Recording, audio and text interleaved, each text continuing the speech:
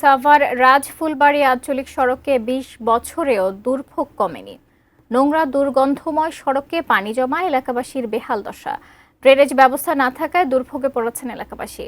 Rajphulbaria union পরিষদ সড়কের সামনে থেকে বিস্তারিত জানাচ্ছেন কামরুজ্জামান। এই যে দুর্ভোগ, এই নিয়ে প্রশাসন এখনো কেন কোনো ব্যবস্থা নেয়নি? এলাকাবাসীর মতামত কি জানাবেন? ধন্যবাদ শাকিলা। আমি এই মুহূর্তে রয়েছি একদম সাভার যে রাজপুকুরে বাজার এবং ইউনিয়ন পরিষদের যে রাস্তাটি 1 কিলোমিটার প্রায় দীর্ঘ। আমি আপনাদেরকে দেখাই যে এইখানে কিন্তু আমি দাঁড়িয়ে আছি এবং এই যে দীর্ঘদিন যাবৎ আপনারা দেখতেই পাচ্ছেন যে রাস্তাঘাটের যে বেহাল দশা, শুধু বেহাল দশাই না বললে চলে, যে আসলে এটা দুর্ভোগ এবং মশা মাছি কিন্তু সয়লাভ। এই রাস্তাটি দীর্ঘদিন যাবৎ কিন্তু এরকম পানিবন্দী হয়ে রয়েছে। এখানকার মানুষ, লক্ষ লক্ষ মানুষ এখানে কিন্তু বসবাস করে। এই আশেপাশে আমরা দেখেছি কিন্তু যে কয়েকটি শিল্প কারখানা রয়েছে। আমার সামনে একটি কারখানার ভিতরে কিন্তু পানি ঢোকা আপনি দেখতেই পাচ্ছেন, এবং এছাড়াও দোকানপাট রয়েছে। এখানে শত শত ব্যবসায়ীরা কিন্তু এখানে ব্যবসা করছে। কিন্তু একটা বিষয় আপনাদেরকে জানিয়ে রাখি যে এখানে একটি মসজিদ, মাদ্রাসা এবং সবচেয়ে বড় হচ্ছে Mohammad Ali school and college রয়েছে এখানে, যেখানে হাজার হাজার ছাত্রছাত্রীরা কিন্তু এখানে পড়াশোনা করে। এছাড়াও বিভিন্ন দোকানপাট রয়েছে। এই রকম দীর্ঘদিন যাবৎ যে এই দুর্ভোগ, এটি কিন্তু আসলে আমরা এলাকাবাসীর সাথে কথা বলেছি, তারা জানিয়েছে যে এখানে যদি একটা ড্রেন ব্যবস্থা না থাকায় এবং এই আশেপাশের পানি এবং এই বিভিন্ন ইন্ডাস্ট্রির পানি, সেটি কিন্তু আসলে এই রাস্তায় এসে একদম জমে রয়েছে দীর্ঘদিন যাবৎ। এবং আমি আর ওদিকে যেতে পারছি না, আপনাদের দেখাই যে যত ওদিকে যাওয়া যাবে প্রায় হাঁটু পানি ভেঙে কিন্তু কোমর পানি পর্যন্ত।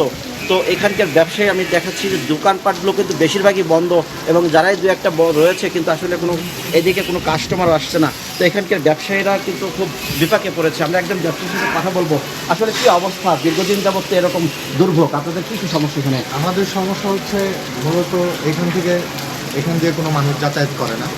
তারপর হচ্ছে আমরা যে ব্যবসা বাণিজ্য করতেছি, এটা কিন্তু একটা মার্কেট, পুরো একটা বাজারের মতো। এই স্ট্যান্ড থেকে শুরু করে বাজার পর্যন্ত এটা মার্কেট। তো এখানে কোনো লোকজনের ট্রানজ্যাকশন নেই। লোকজনের ট্রানজ্যাকশন না থাকার কারণে আমরা ব্যবসায় গত কয়েক বছর যাবত আমরা লোকসানের মধ্যে আছি। তারপর এখান থেকে ছেড়ে যেতে পারতেছি না। অনেক ব্যবসায়ী ছেড়ে গেছে। তারপর হচ্ছে সামনে স্কুল কলেজের ছেলেমেয়েরাও দেখতে পারে না। এই দুই পাশে পানি জমে শ্যাওলা পড়ে যায়। যদি মানুষ হাঁটতে যায় পিছলাঠায় পড়ে যায়। কারো হাঁটু ভেঙে যায়, কারো একজনের হাঁটুর পাটি সরে গেছে, তাকে পঙ্গু হাসপাতালে নিয়ে গেছিলো।